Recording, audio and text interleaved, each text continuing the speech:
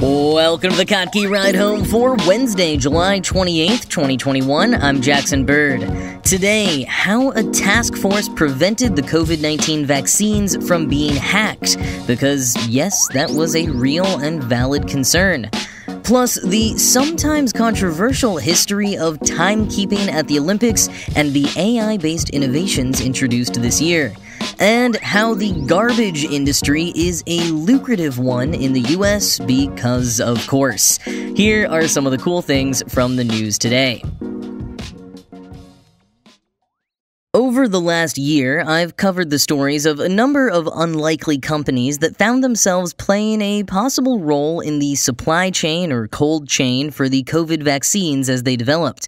Like the San Diego company that sells saponins to root beer and Slurpee manufacturers and was being considered as a supplier for the adjuvant in Novavax.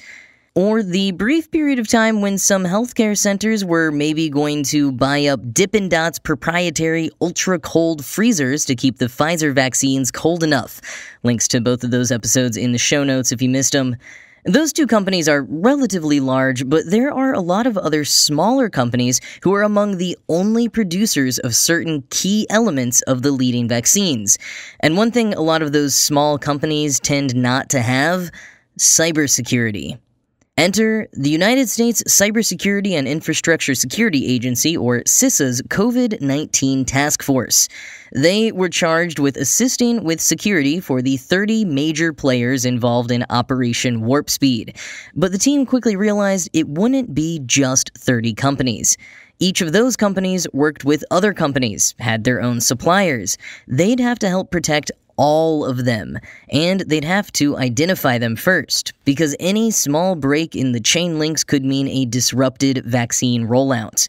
Quoting The Verge, CISA senior advisor Josh Corman worked with colleagues like Michelle Holko, a presidential innovation fellow who worked with the task force, and Reuven Pasternak, another CISA senior advisor, who's also a physician, to develop a rubric that would help them identify those players. They looked for companies making products that were in short supply or couldn't be easily replaced, and companies making products that the groups making vaccines were highly dependent on.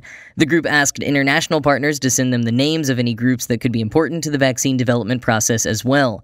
Overall, the group identified hundreds of companies involved in the process that could have been risks. A lot of them are smaller. In some cases, they'd have fewer than 100 people and may not have traditionally looked at cybersecurity threats, says Bo Woods, another senior advisor at CISA. Because they were involved in the vaccine process, they were targets for hackers, but they didn't have the know-how to protect against threats. That's where we focused, he says. End quote. Or, as Corman told The Verge of some of the smaller companies' lack of cybersecurity plans, quote, "You could sneeze on that one company and they would be disrupted. And if they were disrupted, we'd be living in a very different world right now because they were so critical to those mRNA candidates." End quote. Fortunately, despite some initial skepticism from some of the companies when the government came knocking, the task force was able to develop a good relationship with those smaller companies and protect them from potential threats, of which there were a few. Some may have been false alarms, but others, like a phishing campaign targeted against the vaccine cold chain transportation, were thwarted soon enough to limit any damage. And who knows how many others could have happened had the task force just stuck to the 30 major companies and not dug deeper to get to the companies that really needed their help. With healthcare organizations increasingly the target of cyber attacks, this methodology and the trust built up between the government task force and some healthcare companies will be vital going forward. I tend to think we're pretty ill-prepared to withstand cyber attacks on vital services like healthcare and infrastructure, and I don't think I'm too far off or alone in my thinking there, but this was reassuring to hear of, at least one very important case where cybersecurity efforts went right so far.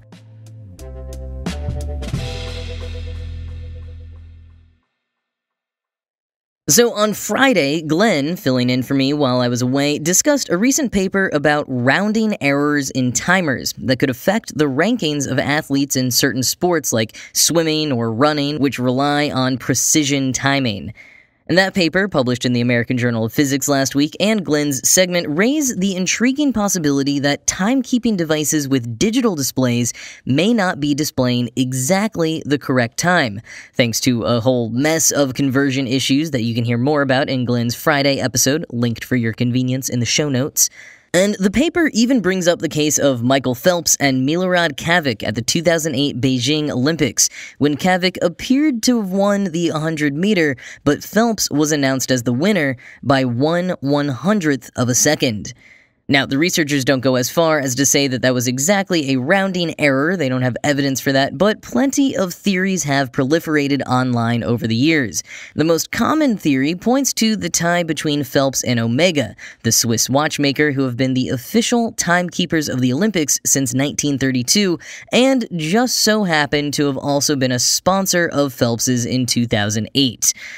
Whether there's anything to that theory, Omega is always hard at work improving the accuracy of their devices for the Olympics, and Wired recently wrote about the motion sensors, computer vision, and artificial intelligence helping Omega keep time at this year's games.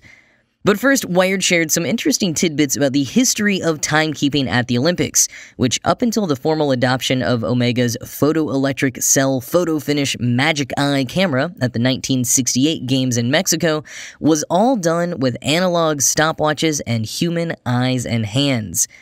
At the first modern Olympics in 1896, Wired recounts how the marathon, a sport that takes competitors on a 26.2-mile path and takes nearly 3 hours to complete, was timed by a stopwatch being started at the starting line and then being physically taken by someone on a bicycle to the finish line, where the same stopwatch was used to record the finish times of the winning runners. But once the photo finish Magic Eye camera was finally adopted in the late 60s and all Olympic timekeeping switched to electronic, Omega kept innovating.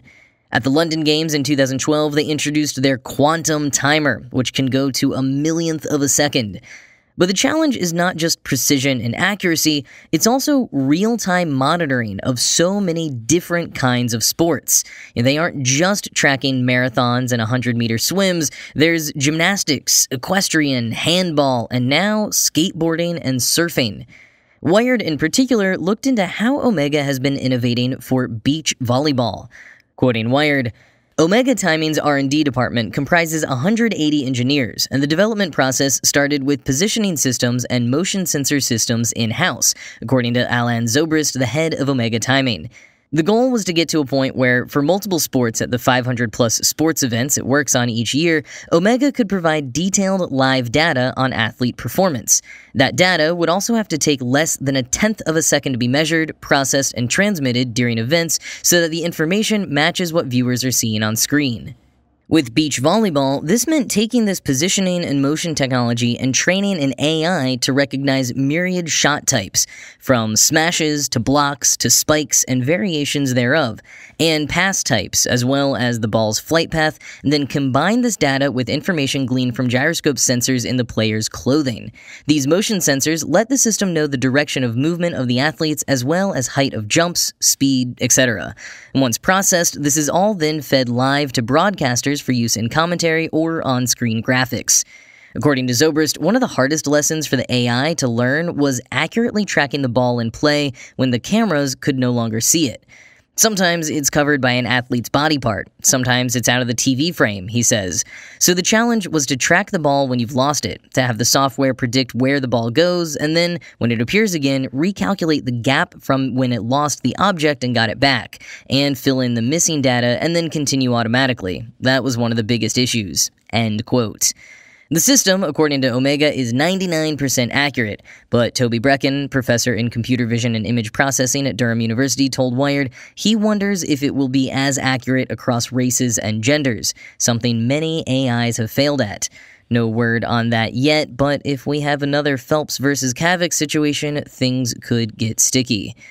But Omega says they've been working on a lot of innovations with AI that won't be debuted until the Paris Games in 2024 or the Los Angeles Games in 2028, so watch this space.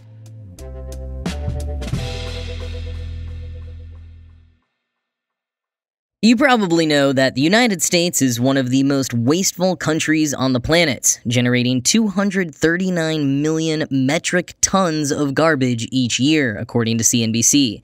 More and more, when I talk to someone from another country who's visiting for the first time, they remark on how shocked they are at the ubiquity of single-use plastics here. But in a truly American move, we're not just one of the most wasteful countries on Earth, we have also turned our trash into a highly profitable industry. Quoting CNBC, it can cost about $1.1 million to $1.7 million just to construct, operate, and close a landfill. For this reason, private companies have replaced municipal governments to own and operate the majority of the landfills across the U.S. I think it's because the trend has been to go larger and larger, so the small neighborhood dump can't exist because of the regulations and the sophistication of the design, said Deborah Reinhart, a member of the Board of Scientific Counselors for the EPA. So we're tending to see large landfills which do require a lot of investment up front. End quote. And to make back some of that investment, landfills charge trucks tipping fees when they drop off their loads of garbage, which are priced at an average of $53.72 per ton. And like everything, those fees have risen over the years. After adjusting for inflation, CNBC notes a 133% increase in average tipping fees over the last 35 years. So if you can organize it right and crucially foot that investment up front, you can make good money with a landfill. CNBC says gross revenue is about $1.4 million a year for small landfills and about $43.5 million a year for large ones. And two private companies lead the pack in the U.S., Waste Management and Republic Services. They own 480 of the 2,627 landfills in the U.S. Now, I'm familiar with the Waste Management logo, but mistakenly thought that it was part of the city's Department of Sanitation. Turns out, it's a public company whose stock prices have doubled in the past 5 years. But private and municipal landfill companies do have other ways of making money, and some of them are even okay for the environment. There's landfill mining, quote, a process of extracting and reprocessing materials from older landfill, end quote, as well as mining for energy, using the methane gas produced from decaying trash. Quoting again from CNBC, according to the U.S. Energy Information Administration, landfill gas generates about 10.5 billion kilowatt hours of electricity every year. That's enough to power roughly 810,000 homes and heat nearly 547,000 homes each year, end quote.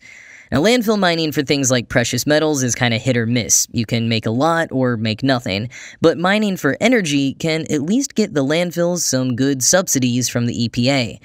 So, welcome to America, where even our trash is a booming industry.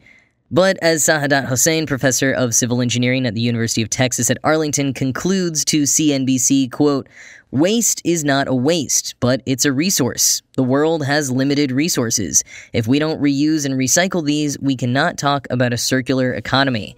That will always be a talk in the tabletop discussion, end quote.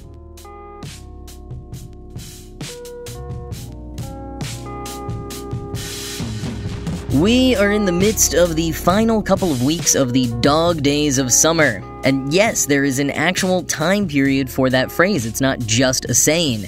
I did a whole segment on it last year, link in the show notes if you missed it. But in brief, the dog days of summer are from July 3rd to August 11th because that's the period of time in which the ancient Greeks observed Sirius, the dog star, rising and setting with the sun in the northern hemisphere. And they believed that the star being so close to the sun generated enough heat together to explain the sweltering long days during that period of time. But that's not exactly true. Per National Geographic, the hottest days of the year in the northern hemisphere, while often in July and August, aren't always. And even when Sirius rises with the sun varies on your latitude. Plus, the way stars shift compared to the Earth's tilt and rotation in our view of the sky means that those dog days change a bit over time, especially over long periods of time. So the days they mapped out in ancient Greece are definitely not the same as they are today, and many years from now, the dog days will be in the middle of winter. Regardless of the various inaccuracies, it does feel like the hottest time of the year still right now, at least where I'm at, so I hope you're all finding ways to keep cool and safe, and if you live in the southern hemisphere, I am very jealous. But that's all I got for you today. As always, this show was produced by Ride Home Media and Kaki.org. I am Jackson Bird, and I'll talk to you again tomorrow.